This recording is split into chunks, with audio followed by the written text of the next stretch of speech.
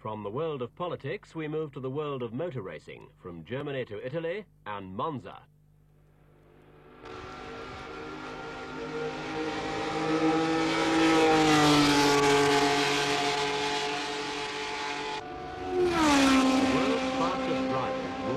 The pits in a practice lap before the start of the 40th Grand Prix. The event is only one of some 13 Grand Prix, which together make up the World Formula One Championship. The driver who ends the season with the highest number of points wins the World Championship.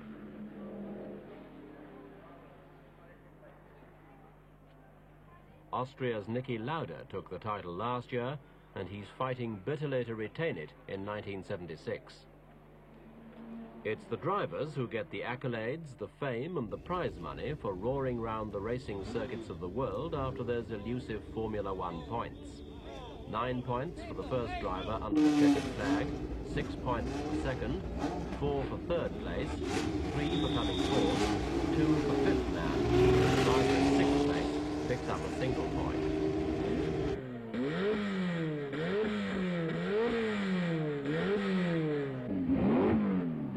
There's a similar title for the makers of the winning car, although the regulations governing shape, engine capacity and even fuel octane are so exact that it can be difficult to produce a truly radical design.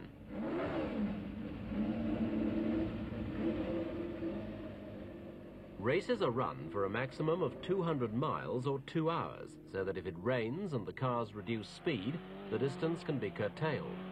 Cars must have a 3-litre engine, 1 seat, wheels exposed and not covered by the body to conform to the rules. Fuel injection is allowed, but superchargers effectively banned.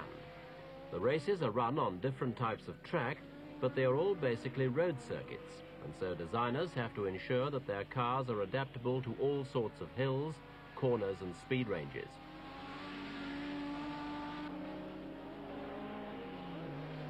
Advertising and sponsorship play a more important part in motor racing than they do in perhaps any other sport. Gone are the days when the racing car of today was the production sports car of tomorrow, and manufacturers stay in the business for prestige reasons only. It's been left to big business to tap the advertising potential of Formula One racing.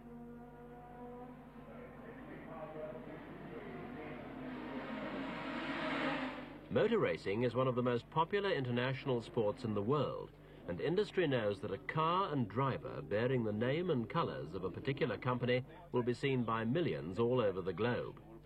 Internationally known drivers, like Britain's James Hunt, become associated with the products they sponsor, and their cars flash advertisements across the television screens of the world.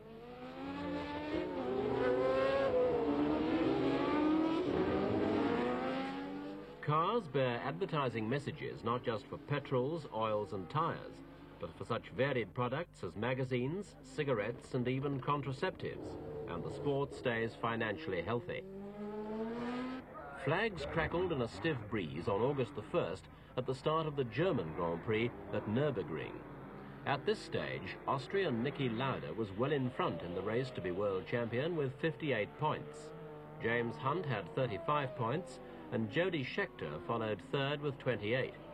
But on this, the most dangerous of all Grand Prix courses, notorious among drivers, disaster waited among the bends. Niki Lauda lost control of his Ferrari on a 150-mile-an-hour curve. Brett Lunger hit it a glancing blow with his Surtees, and it in turn collided with Oettls Hesketh. The race was restarted, but for Lauda it was a race for life. While his fellow drivers jockeyed for position, he was being rushed to an intensive care unit with severe burns, fractures and lung damage. Surgeons pronounced he was near to death, and last rites were administered. Hunt led from the start in a field that had been narrowed from 26 to 20 cars. 3 were severely damaged in the Lauda crash, 2 retired with mechanical problems, and 1 driver elected not to restart.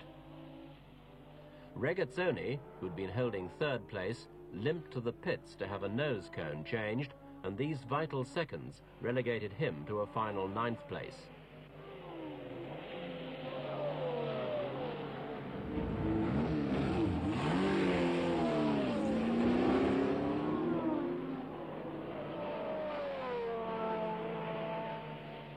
Jochen Mass shot into Regazzoni's third place, and Jody Scheckter held the second spot. But it was James Hunt who crossed the finish line first. The German Grand Prix win took the Englishman to a total of 44 points, only 14 behind Lauda, who could provide no further competition. Hunt was ahead.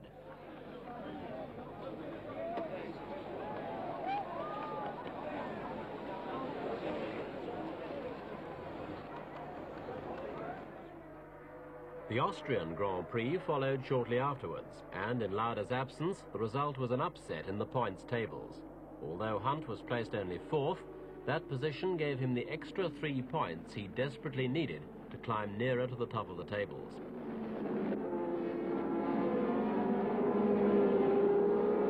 John Watson from Northern Ireland sped past Hunt, but in turn lost the lead to Ronnie Peterson.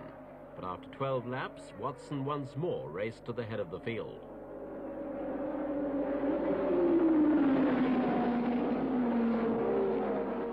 The race was marred by several spectacular crashes, though none of them as serious as the Lauda incident in Germany.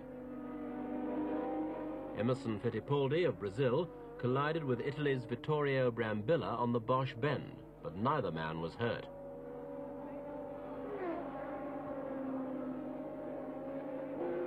In the closing stages, the lead changed several times, with Watson, Lafitte, Nielsen and Hunt jockeying for places in the final lap.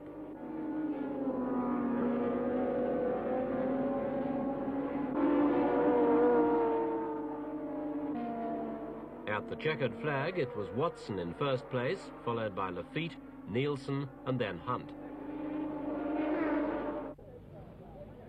Then the impossible happened. Crowds of sightseers and hosts of music gathered at the Ferrari factory in Maranello, Italy, to welcome Niki Lauda back from the dead. The champion, who had suffered appalling burns in his crash, had a new helmet, a new car, and was firmly back in the race. Just 40 days after doctors had given up hope and a priest had knelt at his bedside, the Austrian ace climbed back into the cockpit of his glaring red Ferrari. He posed patiently for cameramen from a dozen countries. Niki was back. The world applauded his courage, and the waiting journalists simply refused to let him go. His friends and colleagues claimed that his miracle recovery had more to do with his iron will than with master surgery. Niki Lauda was the toast of international motor racing.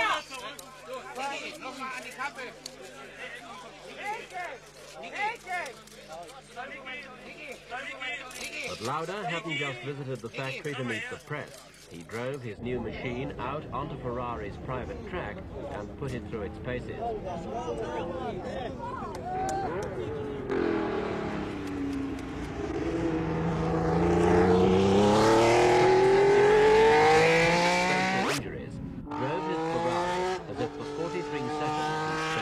In his blazing machine simply hadn't happened.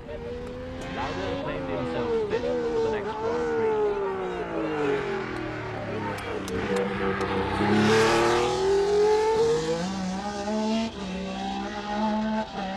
The Italian Grand Prix at Monza, in the north of the country, was scheduled for September the 12th, and 250,000 Italians turned up to see Lauda re-enter the arena. Before the race, we asked him if he felt nervous in returning to Grand Prix racing so soon after your accident. No, I think it's nothing to do with the time. It's quick and recover. This is just the next race after my accident.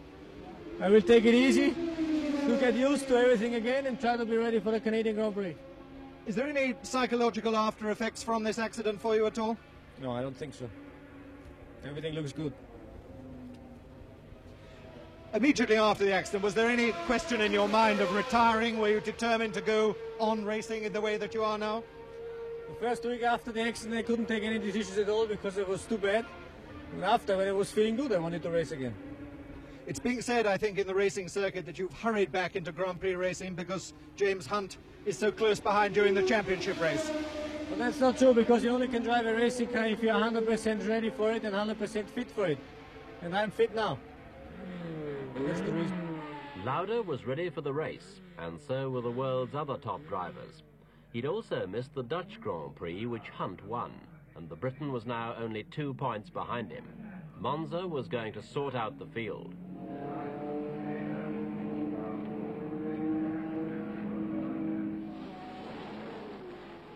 race started well, although there had been some disagreement over the octane of the fuel used by two cars during practice sessions, and the order of start was changed as the offenders were sent to the back of the grid.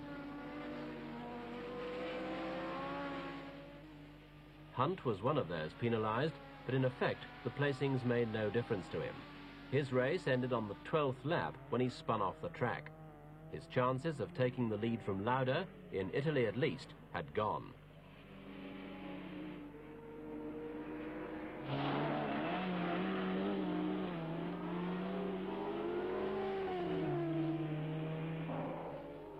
The field settled down. No other cars were involved in the crash, and Ronnie Peterson of Sweden, Clay Regazzoni of Switzerland, France's Jean Lafitte, and the crippled champion Lauda fought out the battle for places between them. Peterson took the flag, Regazzoni was second, Lafitte followed a close third. Niki Lauda managed to snatch fourth place, and the crowd roared its approval. Lauda now led the world with 61 points. The gap with Hunt had widened. Scheckter was still a danger man on 38, and in the world of motor racing where anything can happen, Regazzoni, Depailler and Lafitte were still in the running. The 9 points Peterson picked up at Monza also put him firmly in contention. Monza was Lauda's triumph, but the race was Peterson's.